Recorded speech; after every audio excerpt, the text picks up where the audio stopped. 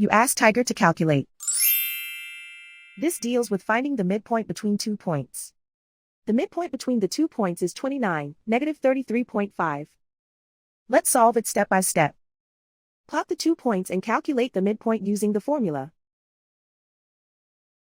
The coordinates of point 1 are, x1 equals -36, y1 equals -58. The coordinates of point 2 are, x2 equals 94, y2 equals -9. PM represents the midpoint of the 2 points.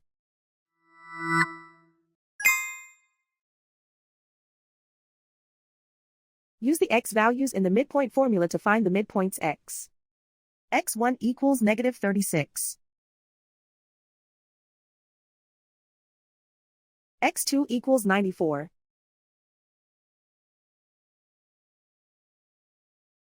Simplify the arithmetic.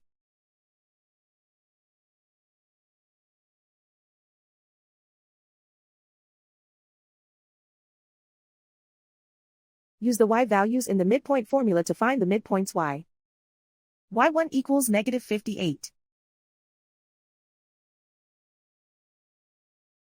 y2 equals -9. Simplify the arithmetic.